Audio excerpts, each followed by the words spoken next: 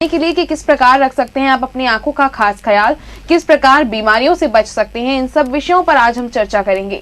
तो चलिए चर्चा को शुरू करते हुए यहाँ पर आप सबसे पहले जानना चाहेंगे डॉक्टर वरुण गुप्ता, क्या क्या परेशानियां जो है वो एक छोटी सी आंख में देखने को मिलती हैं? देखिए, रोजमर्रा में हमें कई तरह की परेशानी हो सकती है। आँख कहने को बहुत छोटी है लेकिन परेशानियां उसमें बड़ी बड़ी हो जाती हैं। तो मैं शुरुआत करूंगा, बहुत ही कॉमन प्रॉब्लम, आजकल लोग मोबाइल का इस्तेमाल काफ़ी कर रहे हैं जी। और टीवी भी काफ़ी देखते हैं। ख़ासतौर से छोटे उम्र के जो नौजवान हैं और जो बच्चे हैं उनका काफ़ी ध्यान उस पर जा रहा है जी। तो उन लोगों को क्या क्या ज़रूरी आवश्यकता है और क्या क्या उनको ज़रूरी है, क्या क्या प्रिकॉशंस लेने चाहिए, वो काफ़ी महत्वपूर्ण है जी। तो जैसे छोटे बच्चे हैं उनका खास ध्यान ये रखें कि उनका रेगुलर रूटीन चेकअप ज़रूर कराएं। क्या वो चश्मे से संबंधित चश्मे का नंबर तो नहीं है क्या, उनको ये खास जानकारी लेनी ज़रूरी है, क्योंकि अगर उनको चश्मे का नंबर होगा और वो मोबाइल और टीवी का इस्तेमाल करेंगे तो उनकी आंखों पे खासा जोर पड़ेगा, जो उनके लिए नुकसानदायक है। बिल्कुल। इसके अलावा एक समस्या और मैं जोड़ना चाहूँगा जो बच्चों से रिलेटेड है। काफ़ी सारे बच्चे हमारे पास आते हैं, वो कहते हैं साहब हमें बोर्ड नहीं दिखता है और हमारी नज़र कम है। उनके माँ बाप भी काफ़ी चिंतित रहते हैं, तो उनका रूटीन आँखों का चेकअप कराना बहुत ज़रूरी है, क्योंकि चश्मा सही उम्र पे लगना उतना ही ज़रूरी है। क्योंकि अगर आप उनको चश्मा नहीं लगाएंगे तो वो उनकी आँखों की पावर हमेशा के लिए कम रह जाएगी और सही उम्र पे चश्मा लगाने से वो प्रॉब्लम आप बचा सकते हैं। बिल्कुल। यहाँ पे जैसे कि आप बात कर रहे हैं मोबाइल फोन्स की, लैपटॉप वगैरह यूज करने की, जानना चाहेंगे आपसे, कुछ लोग होते हैं जो मोबाइल को एकदम नजदीक रख के यूज करते हैं, कुछ बहुत दूर लैपटॉप को यूज करते हैं। क्या डिस्टेंस होना चाहिए लैपटॉप, टीवी का, स्क्रीन का हमारी आंखों से? देखिए, मोबाइल का इस्तेमाल बहुत कॉमन है, छोटे से छोटा बच्चा और बड़ा भी उससे इस्तेमाल कर रहा है, तो हमें एक प्रॉपर डिस्टेंस मेंटेन करना बहुत ज़रूरी है ताकि हमारी आंखों पे जोर ना पड़े जी। तो रूटीन, जैसे ये हमारा मोबाइल है तो इसको आप कम से कम अपने 25 सेंटीमीटर की दूरी पर रखें आंखों से, ताकि आपकी जो पास की कैपेबिलिटी है उसे आप पूरी तरह से इस्तेमाल कर सकें।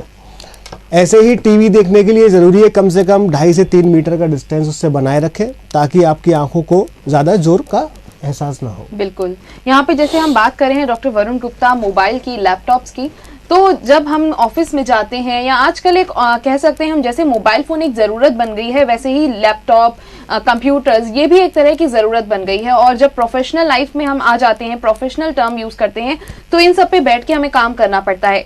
तो आर की अगर हम बात करें तो करीब 8 घंटे की अगर ड्यूटी है तो उसमें हमें 6 आवर्स तो उसके सामने बैठना ही पड़ता है। तो किस तरीके से मेंटेन करना है कि हमारी आई साइट वीक ना हो, हमारे को सर दर्द ना हो, इन सब बातों के बारे में आपसे जानना चाहेंगे। देखिए, बहुत ही कॉमन प्रॉब्लम है, आजकल सभी लोग मोबाइल, लैपटॉप और टीवी का इस्तेमाल कर रहे हैं और काफ़ी अपनी दिनचर्या उस पर व्यतीत करते हैं। तो उसमें ज़रूरी ये है कि प्रॉपर पोजीशनिंग आपकी रहे ताकि आपकी आंखों पे जोर ना पड़े। प्रॉपर पोजीशनिंग मतलब आप उस पे ना तो कंधा झुका के बैठाएंगे, ना उस पे लेट के आपको देखना है, तो प्रॉपर चेयर या टेबल पर बैठ के देखिए उसको और डिस्टेंस भी मेंटेन करिए। डिस्टेंस के बारे में मैं आपको बता चुका हूँ कितना डिस्टेंस मेंटेन करना है। और ख़ास ध्यान इस चीज़ का रखें कि हमारे अंदर आदत होती है, जब भी हम मोबाइल और लैपटॉप देखते हैं तो हम उस पर स्टेयर करने लगते हैं। स्टेयर मतलब हम अपनी आंखों को खुला रखते हैं। बिल्कुल। तो इम्पॉर्टेंट ये है कि बीच बीच में हम अपनी आंखें ब्लिंक करते रहें, जिसे हम कहते हैं फ्रीक्वेंट ब्लिंकिंग। ध्यान रखें कि हर 5 मिनट में आपको कम से कम 20 से 25 बार ब्लिंक कर लेना चाहिए, जो कि काफ़ी इम्पॉर्टेंट है आंखों के लिए।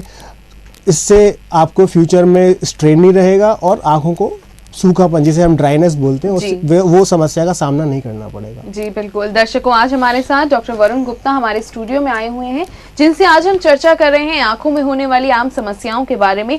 अभी उन्होंने बताया कि किस प्रकार लैपटॉप, मोबाइल फोन्स जो आज की हमारी जरूरत बन गई हैं, वो हमारी आंखों को कितना नुकसान पहुंचा रहे हैं।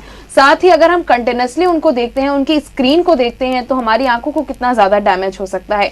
यहाँ पे आपसे चाहेंगे टाइमिंग की अगर हम बात करें, जैसे मैंने अभी बात की थी कि 6 घंटे तक अगर हम बैठते हैं, ब्रेक की अगर हम बात करें तो कितने कितने टाइम पे ब्रेक ले लेना चाहिए, क्योंकि हेडेक भी हो जाता है जब आंखों में आई साइट वीक होती है। तो ये आपसे जानना चाहेंगे। काफ़ी लोग अपना लंबा समय उस पर बिताते हैं, तो इम्पोर्टेंट ये है कि आप हर आधे घंटे में कम से कम 5 से 10 मिनट का गैप लें जी। और रेस्ट दें अपनी आँखों को। हो सके तो पानी पी के आ जाएं या फिर कहीं और अपनी आँखों को 5 मिनट के लिए या 2 मिनट के लिए बीच में बंद कर लें। लगातार देखने से आँखों का पानी सूख जाता है, जो हमारी आँखों के लिए ठीक नहीं है और उसके कारण आपकी आँखों पे जोर भी पड़ता है। तो हर आधे घंटे पे, हालांकि काफ़ी लोग इस चीज़ का ध्यान रखते भी हैं और कुछ लोग नहीं रख पाते। इसके साथ साथ एक चीज़ और मैं आप लोगों को बताना चाहूँगा कि आजकल एंटी ग्लेयर स्क्रीन्स और एंटी ग्लेयर ग्लासेस भी अवेलेबल है मार्केट में, जो आपकी आंखों को इस चीज़ से बचाते हैं। तो अगर आप लॉन्ग टर्म यूज़र हैं कंप्यूटर पे या लैपटॉप पे, तो उनका इस्तेमाल करें ताकि आपकी आंखों पे स्ट्रेन ना पड़े। तो एंटी ग्लेयर स्क्रीन्स और एंटी ग्लेयर ग्लासेस आप यूज़ कर सकते हैं जी। ये तो बात कर ली हमने मोबाइल फ़ोन्स की और लैपटॉप स्क्रीन की, लेकिन इसके अलावा और कौन कौन सी कॉमन प्रॉब्लम्स हैं जो हमारी आंखों के साथ देखने को मिलती हैं? इसके अलावा काफ़ी कॉमन प्रॉब्लम्स हैं, उसमें से एक है मोतियाबिंद की प्रॉब्लम जी, जो कि यंग एज में तो रेयर फॉर्म में होता है, बच्चों को भी होता है, तो वो जिसको हम कंजेनाइटल कैटरेक्ट या फिर कुछ और बोल सकते हैं।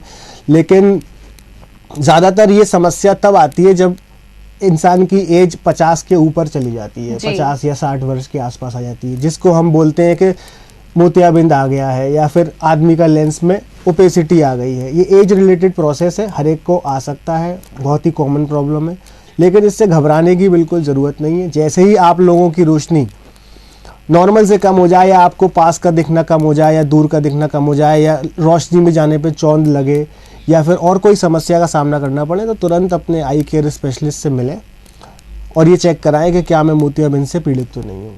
जी जी, जैसे कि अभी आपने बात की कि मोतियाबिंद जो है वो एक old age factor, old age में देखने को मिल रहा है, लेकिन अब की अगर हम बात करें तो ये यंगस्टर्स में या बच्चों में भी इस तरह की दिक्कतें आ रही हैं। इसके क्या कारण मान सकते हैं हम? एक यंगस्टर्स और बच्चों में बहुत ही रेयर फॉर्म में आता है ये, लेकिन आ सकता है, ऐसा नहीं है कि नहीं आ सकता। अगर ये आता है तो पूरा बॉडी चेकअप कराना ज़रूरी है, क्या वो और किसी कारण से आया है या उनके कोई चोट लगी थी बचपन में या वो किसी और दवाइयों का इस्तेमाल तो नहीं कर रहे। और कई कारण ऐसे हो सकते हैं जिनकी वजह से ये बचपन में या छोटी उम्र में आ जाता है। जी, सिम्टम्स की अगर हम बात करें तो क्या क्या लक्षण ऐसे होते हैं मोतियाबिंद के जो देख करके एक मरीज या एक कह सकते हैं व्यक्ति डॉक्टर से कंसल्ट करे? सिम्टम्स जैसा कि मैंने अभी बताया आपको कि आज सबसे पहले तो उसको यही प्रॉब्लम होती है कि वो दिखना कम हो जाता है जी। वो जो भी बंदा अपना रूटीन काम कर रहा है उसको वो उसमें प्रॉब्लम होने लगती है। सपोज करिए वो ड्राइविंग कर रहा है या फिर अपना लैपटॉप वर्क कर रहा है या फिर टीवी देख रहा है, तो उसमें उसको दिक्कत आनी महसूस होने लगेगी। रोशनी में जाएगा तो उसको रोशनी से परेशानी होगी, जिसको हम ग्लेयर या फिर चौंध हिंदी में बोल सकते हैं। तो इस तरह की समस्याओं का सामना करना पड़ सकता है। जी बिल्कुल। तो दर्शकों, आज हमारे साथ डॉक्टर वरुण गुप्ता हमारे स्टूडियो में मौजूद हैं, जो कि cornea transplant, reflective and robotic cataract surgeon हैं, जिनसे आज हम चर्चा कर रहे हैं कि किस प्रकार आप अपनी आंखों का खास ख्याल रख सकते हैं। आंख में अगर किसी भी प्रकार की आपको समस्या है और आप इनसे मिलना चाहते हैं तो इनका क्लिनिक है centre for site Omaxe mall के पास, भगवान टॉकीज